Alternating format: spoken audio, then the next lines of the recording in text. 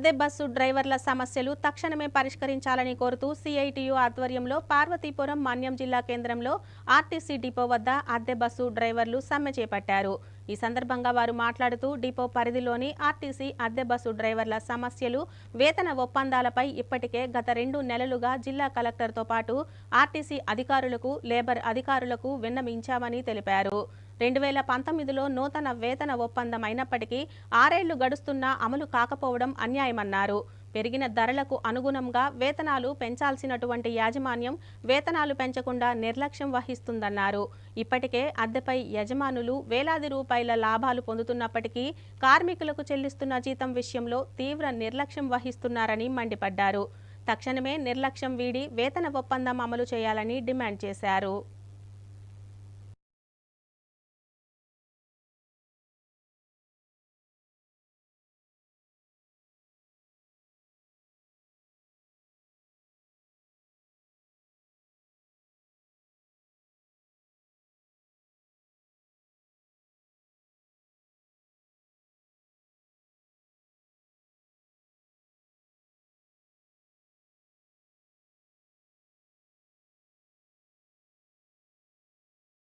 Parvathipuram depot పరిధిలోని RTC అద్దె bus డ్రైవర్ల సమస్య, వేతన ఒప్పందాలపై ఇప్పటికే గత 2 నెలలుగా ఆర్టీసీ అధికారులకి, జిల్లా కలెక్టర్ గారికి, లేబర్ అధికారులకి విన్నవించడం జరిగింది.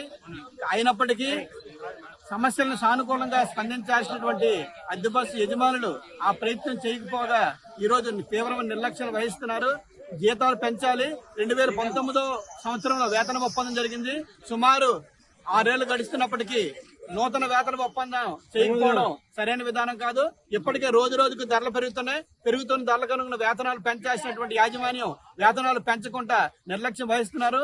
ఇప్పటికే అద్దె బస్సు యజమానులు వేలాది రూపాయల లాభాలు పొందుతున్నప్పటికీ కార్మికులకు చెల్లిస్తున్న జీతం విషయంలో తీవ్రమైన నిర్లక్ష్యం వహిస్తున్నారు. వెంటనే నిర్లక్ష్యం వహించి తక్షణమే వేతన ఒప్పందం చేయాలని చెప్పి సిఐటికి డిమాండ్ చేస్తున్నాము. ఈ రోజు నుంచి సమ్మె నిర్వహించాలని చెప్పి, నిరవధిక సమ్మె నిర్వహించాలని చెప్పేసి యూనియన్ గా భావించడం జరిగింది.